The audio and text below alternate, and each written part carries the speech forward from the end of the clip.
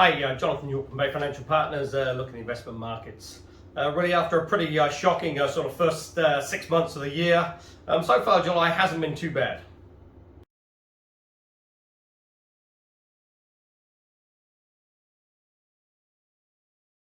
Now what's sort of helping the market is obviously the backing up of sort of share prices and then earnings coming through, and some of the earnings have been pretty reasonable.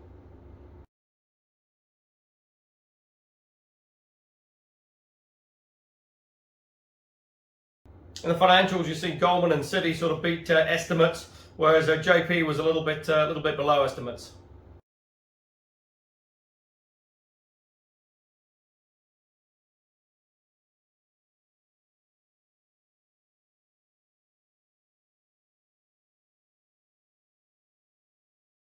Well, what the market seems to like is the fact the Fed is, really pretty determined now on its fight against inflation. Although they do appear to have ruled out a 1% hike at the next meeting, so you're probably looking for a 3/4 of a point hike in rates.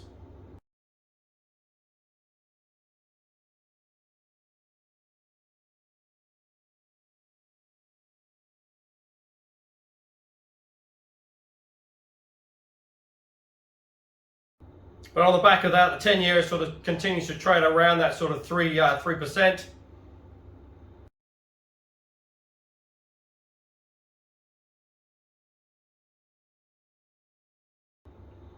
Interesting though, oil has backed off. It's come down from sort of high 120s to just above $100 a barrel.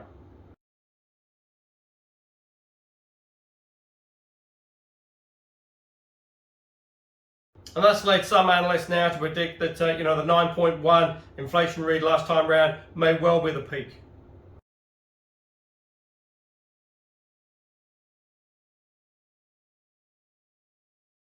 Now, if that is the case, obviously it's just a question of how quickly it starts to fall and what sort of level it falls back down to.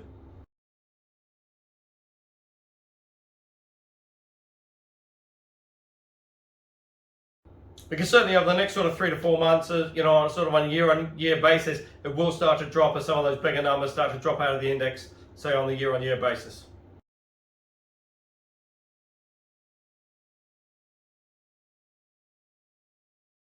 But still plenty of issues out there. Obviously, you've still got the Ukraine-Russian war, you've still got supply chain issues, and obviously you've still got sort of COVID as well.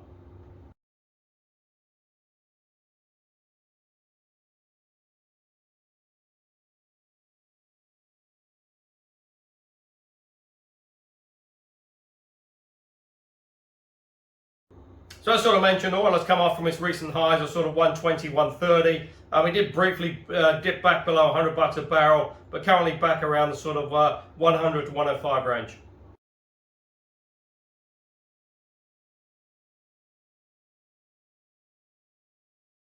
Down in the UK, you've got the ongoing heat wave with temperatures touching 40 degrees.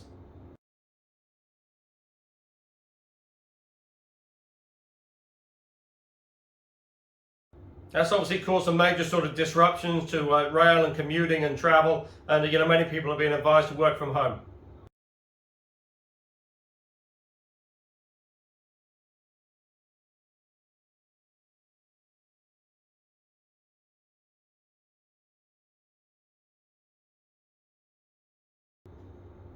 Because certainly on top of the COVID as well, that's sort of placing major pressure on the health system due to sort of heat exposure.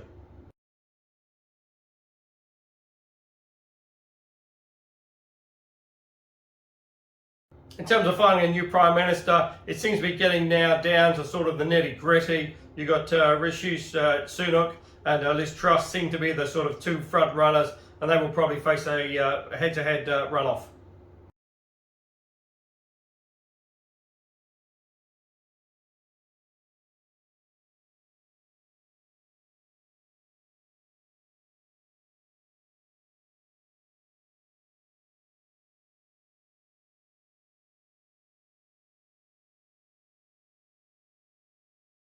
Well, it will be interesting to see who does get sort of elected, to see what happens with taxes, because certainly, there's crying out now for some tax relief in the UK.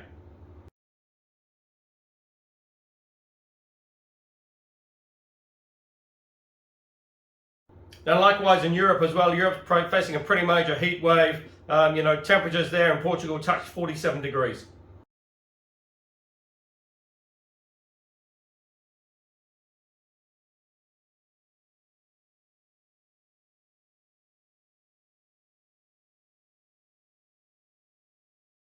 Now that's obviously putting pressure on the health system, coupled with the COVID outbreak as well.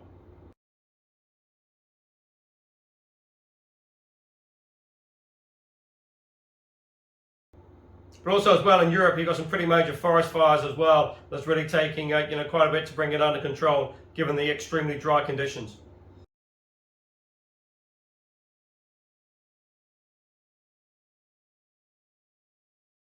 Close at home in Australia, we're seeing another cruise ship coming into Australia that has multiple COVID cases.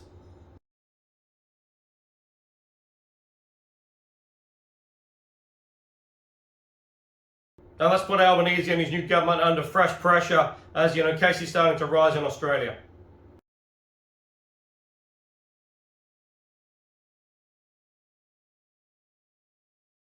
And indeed, he has done a bit of a U-turn and reintroduced the COVID payment for people who are unable to work through COVID.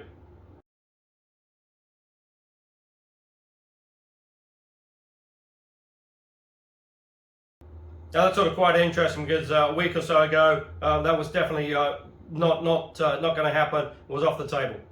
So again, just goes to show what a bit of public pressure can do to political parties.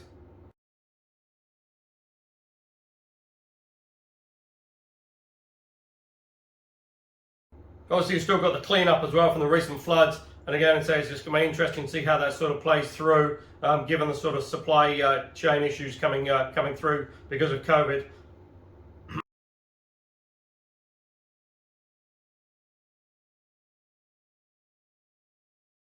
Now here in New Zealand, the government has extended the fuel tax subsidy until early January.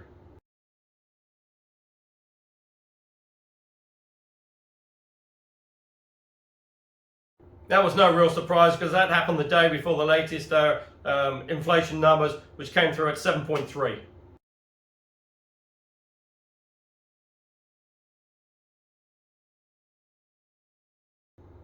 That's the highest read since 1990.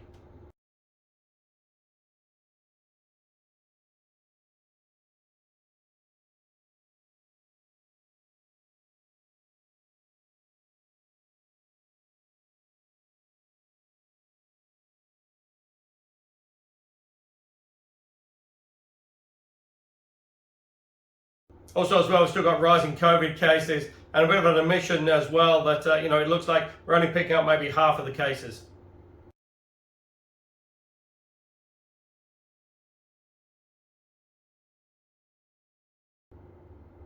So the readings that are coming through are sort of 10,000 cases a day are really more like 20,000.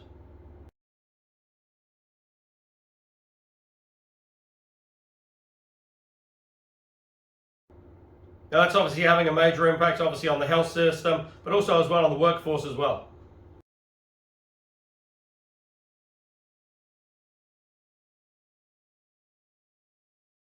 So it looks like a pretty tough next sort of 4 to 6 weeks, as potentially that's when the sort of peak of the COVID cases will sort of be coming through.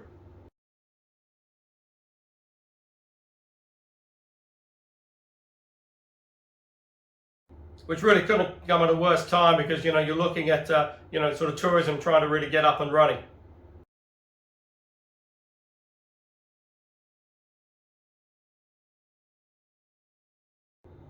What that high inflation number does almost guarantee as well is a further half-point interest rate hike from the Reserve Bank when they next meet.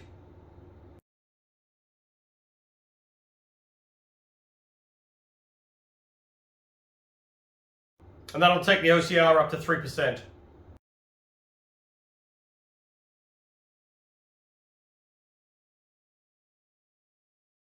Now, if you think just 9 months ago, the OCR was 0.25.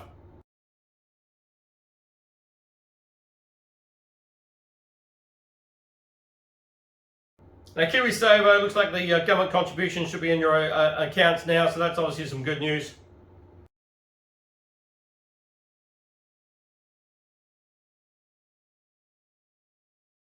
And if you are looking for income options, there's plenty of alternatives available out there. Go to the website www.bayfinancialpartners.co.nz for lots of interesting articles, and we'll look forward to speaking to you soon.